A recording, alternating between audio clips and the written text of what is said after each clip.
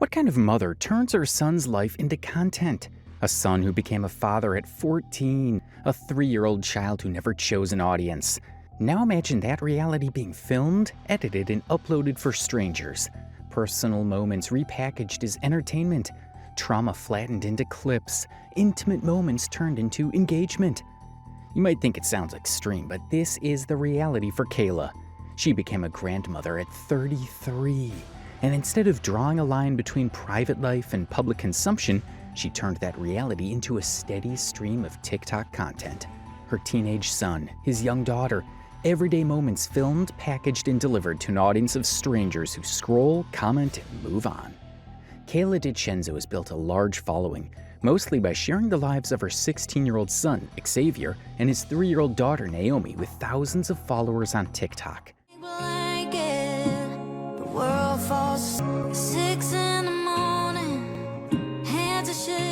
Kayla portrays herself as a super supportive and loving mom who's determined to stand by her kids in the good and not so good times of their lives. Many of her followers love that she consistently shows up for her family and interacts with her on TikTok, commending her for this. However, as time has passed, Kayla's approach to sharing her son's life has evolved in very weird ways. What may have been a genuine support for her 16-year-old son and her 3-year-old granddaughter has now been turned into constant oversharing of intimate details, of pictures and videos that are probably not meant for the internet. Xavier and Naomi seem to have become mere content for TikTok engagements. Xavier grew up like every other kid. As the first child of his parents, he was adored. They doted on him and loved him dearly. But tragedy struck when he had to watch his father die at the age of 11. An 11-year-old should never have to watch his dad die. Depression followed after, and it was treatment center after treatment center. According to Kayla, he was deathly afraid to take medicine and wanted to heal on his own. 3 years later, he got a 15-year-old named Bryn Lee pregnant.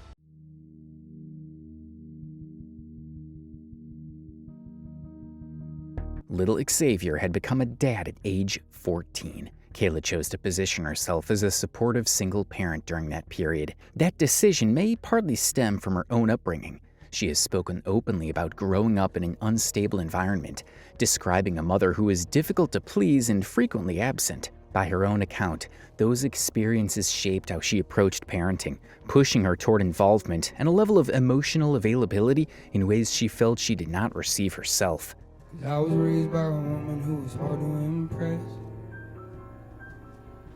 and I carry that shit real deep in my chest.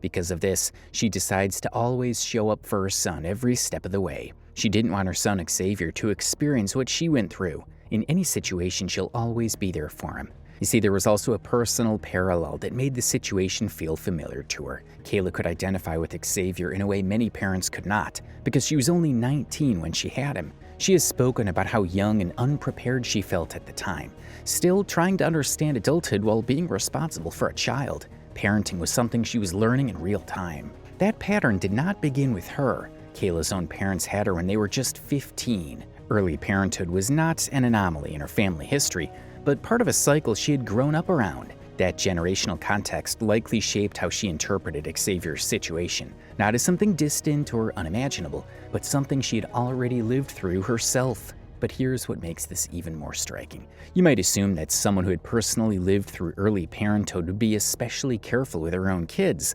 Someone who knows how much teenage pregnancy can alter life plans would talk about it, warn their children, and use that experience to steer them away from the same outcome. Instead, right under her nose at the very young age of 14, her own son became a teenage father. That's not just a personal moment. It's part of a trend with documented consequences in the real world. In the United States, although teen birth rates have fallen significantly over the last few decades, there's still a notable social issue. For every 1,000 females aged 15 to 19, there were about 13.6 births in 2022, reflecting ongoing teenage parenthood in the country. Research consistently shows that early parenthood is linked to disruptions in education and long-term socioeconomic outcomes. Teen parents, especially young girls, are significantly more likely to drop out of high school or attain fewer years of schooling compared with women who delay childbearing. Studies estimate that teenagers who have a child tend to complete up to nearly 2 fewer years of education than their peers who delay parenthood, which in turn affects earning potential and employment opportunities later in life. Children born to very young parents also face increased risks. Teen parenthood is associated with a higher likelihood of low birth weight and preterm delivery, which are factors connected to health and developmental challenges. According to one of her own posts, Kayla later admitted that what upset her the most was not the fact that Xavier had gotten someone pregnant at 14, but that he did not tell her about it. That detail stands out. It reframes the moment away from concern about the gravity of the situation and toward a sense of personal exclusion. Taken at face value, it raises an uncomfortable question. What kind of parent treats the lack of disclosure as a bigger issue than the reality itself? A 14-year-old becoming a father is not a small development. It carries long-term consequences for education, mental health, finances, and identity. Yet the emphasis appeared to land more on being left out of the loop than on the implications of what had actually happened. In another Facebook post, Kayla admitted that she hesitated before sharing Xavier's story publicly. She acknowledged that putting such a personal situation online felt uncertain and uncomfortable. That moment of doubt matters, because it shows that she was aware that this was not a normal thing to expose. She recognized, at least briefly, that there was a line being crossed. Despite that hesitation, she chose to post anyway. Her justification was that Xavier already had a baby on the way. The implication seemed to be that once the situation existed, privacy no longer mattered, that the reality of impending parenthood somehow made public exposure acceptable or even necessary. That reasoning is difficult to reconcile. A pregnancy does not erase a child's right to privacy. If anything, it makes the situation more sensitive, not less. A 14-year-old navigating fear, responsibility, and confusion is already in a vulnerable position. Turning those moments into content does not reduce the weight of the situation. It amplifies it and freezes it in a permanent digital record.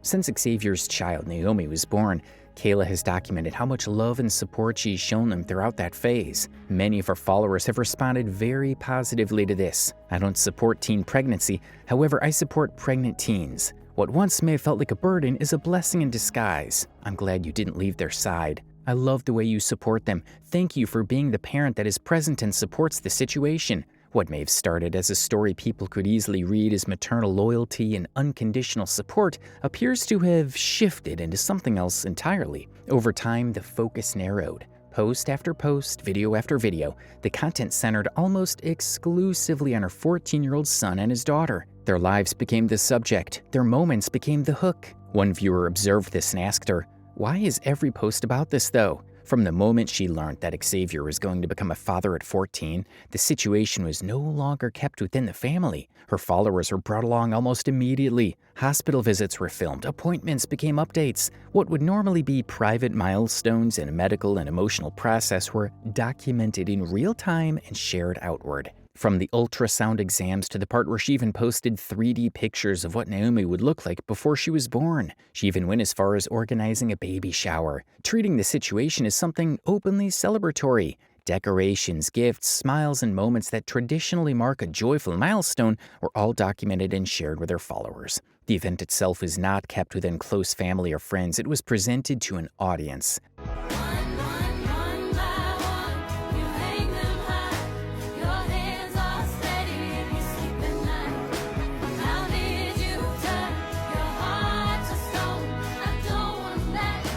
In one moment, Kayla brought in her phone to record Naomi's first bath by her parents.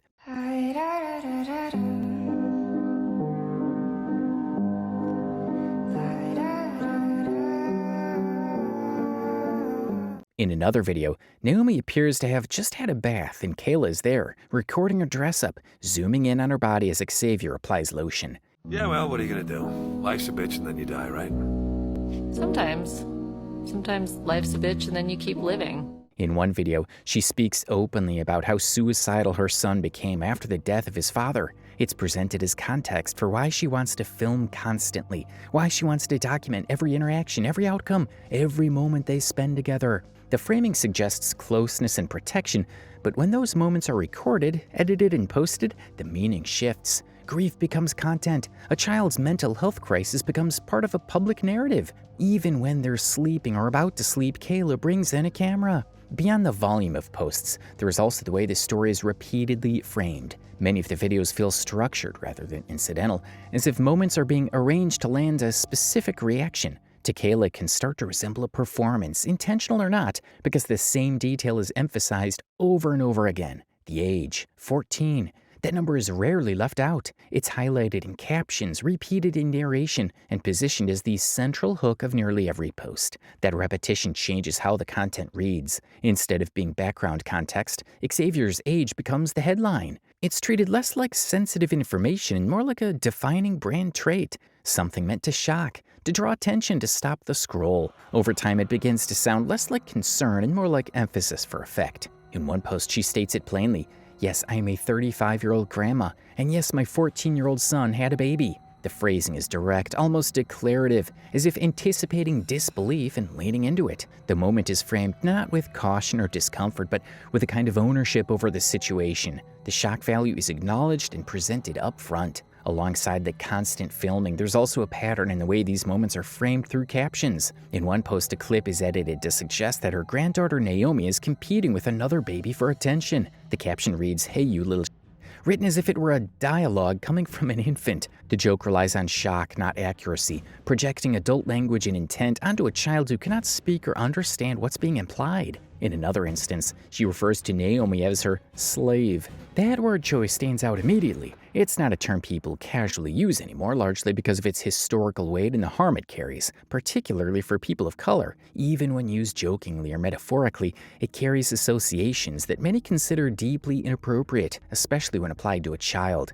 What makes these captions notable is not just that they're awkward or poorly judged, but that they reveal how the content is being shaped. The children are not just present on camera, they're being given manufactured personalities, conflict, and language for the sake of engagement. What is consistently missing from all this is any real consideration for privacy. These are not neutral years.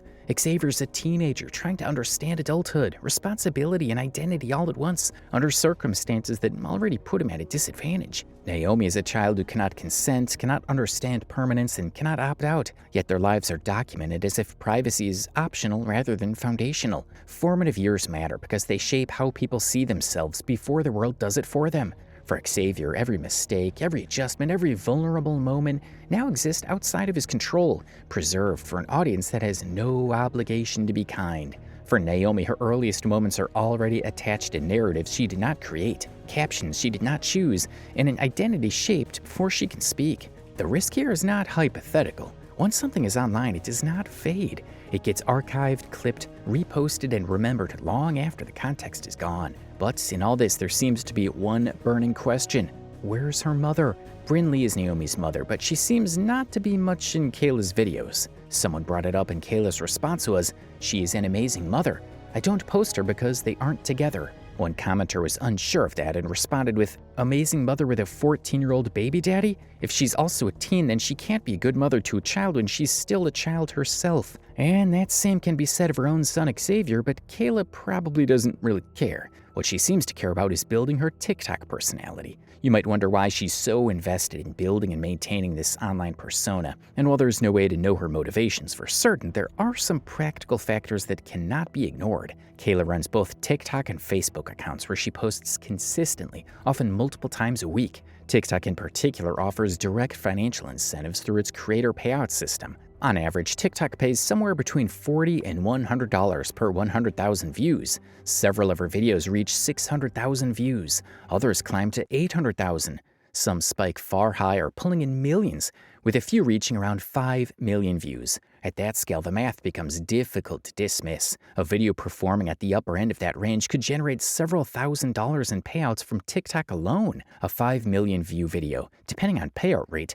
could mean earnings in the range of several $1,000s, potentially around $5,000 from views by themselves, not including additional benefits like follower growth, gifts, or future monetization opportunities. Speaking of gifts, her viewers seem to love her content so much that they send her gifts in support of her raising Naomi.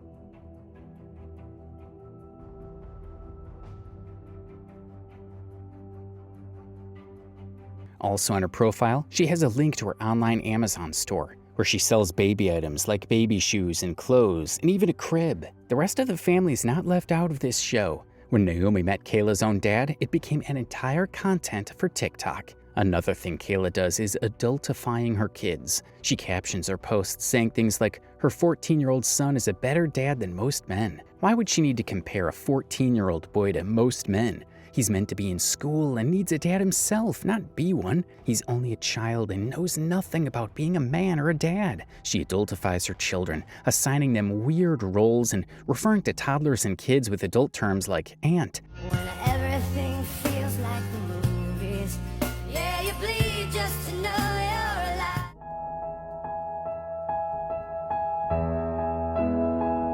After calling them aunts, she posted a video of her eldest daughter with the caption, her life is over because her brother decided to have a baby at 14. I'm just a girl.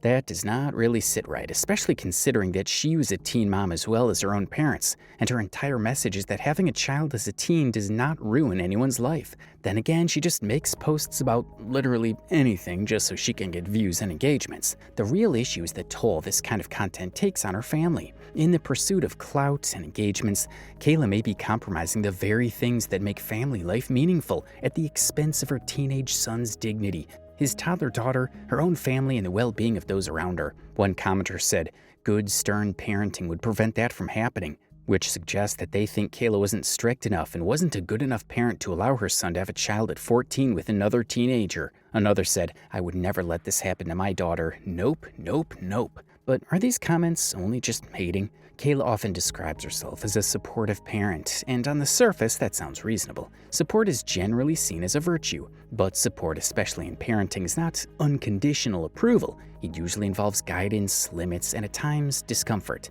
The question that naturally follows is whether a parent is meant to support everything their child does, or whether support sometimes means making it clear that certain outcomes are not desirable, even if you stand by her child through them. She stated that she does not condone teenage pregnancy. Yet when you look at her public content, that message is difficult to find. Her TikTok posts do not show tension, correction, or caution. There's no visible emphasis on delay, responsibility, or the long-term consequences of becoming a parent so young. There's no public message about waiting for the right time or how difficult and limiting early parenthood can be. What's shown instead is celebration, normalization, and repetition. The tone of her content matters, repeatedly highlighting the age at which her son became a father, pairing it with upbeat music, jokes, captions, and family moments sends a very specific signal. Even if she says she does not condone teenage pregnancy, the presentation tells a different story. The absence of visible concern or accountability creates the impression that the situation is not just accepted, but endorsed.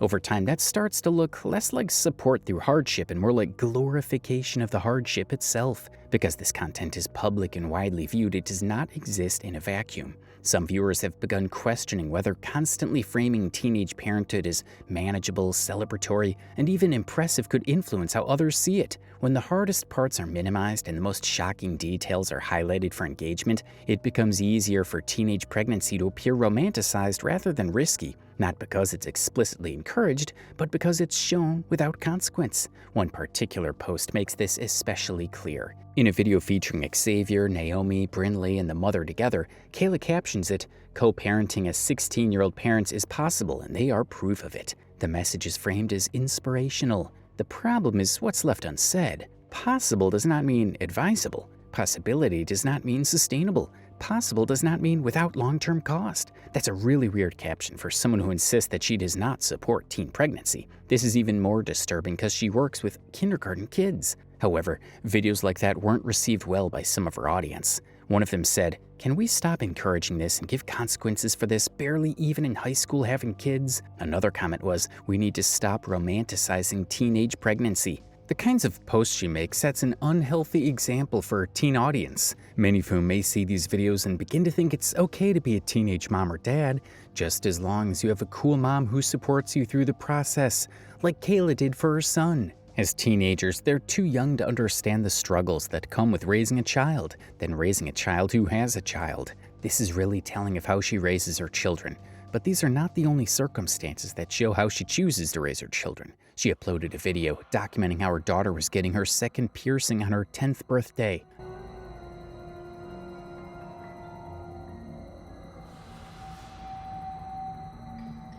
At a certain point, the pattern starts to suggest that very little is ever challenged. It comes across as if whatever her children choose to do is automatically affirmed. Support, in this context, looks indistinguishable from permission. But parenting usually requires a distinction between standing by your child and stepping in when a situation demands limits. Without that distinction, support can quietly turn into enablement. That concern becomes sharper when you look at how our children are framed. Adult language, adult responsibility, adult narratives are routinely placed onto people who are not adults. When a 14-year-old is spoken about and presented as a father first and a child second, something shifts. Responsibility replaces protection. Expectation replaces guidance. If that level of adult responsibility can be placed on one child so early, it raises questions about where the boundaries are for the others. Once a parent begins treating their children as if they're fully grown, the line that separates childhood from adulthood starts to disappear. This framing does not go unnoticed. In the comments section, some viewers have begun expressing concern about the toll this situation may be taking on Xavier's mental health. This is sad because low-key he's given up his living and enjoying his teenage years, but wishing him all the best though.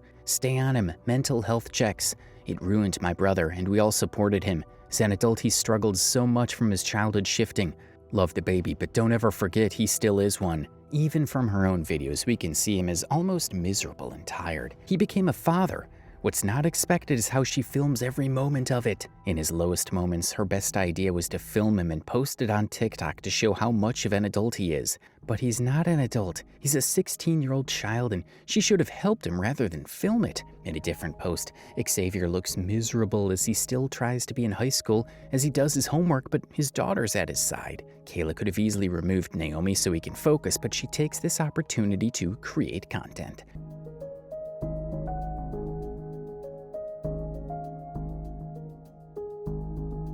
She seems to be just more interested in using their story to garner followers who know her as ThatOneGrandma, because that's the name she gave herself once she began posting about Naomi and Xavier. No one seems to ask that if she really raised a responsible teenager, would he have gotten another teenager pregnant in the first place? Kayla seems to know this too. She showed her own fear that her other daughters would follow the same footsteps as their brother Xavier. In one post, she admitted to being more strict with her daughter because she already has experience with teen pregnancy. Somebody's watching me, it's my anxiety. This only means that Kayla probably reflected on the situation and may also have regrets about what has happened, and she wishes for something better and different for her other children, but then again, that comes off as being a bit hypocritical, coming on TikTok to perform your love and support no matter what, when secretly wishing it does not happen again with your other children. And while she may have had that moment of reflection with her daughter, it doesn't last long enough, because she apparently has been suggesting to him to have more screen time. When a commenter suggested that her teenage son Xavier start a podcast for teenage dads, she said, "I keep telling him this and he isn't listening." This is bad advice, by the way, because Xavier's only a child whose father died at 11, battled depression, and became a father at 14. Has he properly healed from all the trauma well enough to educate and mentor other teen dads? That doesn't seem like a protective and loving thing to do. But this is not just with Kayla alone. It seems to have become a part of a pattern of behavior that's become common TikTok influencer culture, where the desire for fame and attention often comes before the privacy of one's family and personal boundaries. Kayla uses her teenage son's baby daddy situation to get attention. She claims to be a loving and supportive mother, but she never allowed him to grow into the responsible man she believes he is. She placed him in front of a camera, reducing him, his daughter Naomi, and even Brinley, her mother, to stereotypes or symbols, instead of recognizing them as real, complex individuals who still enjoy the intimacy of private moments.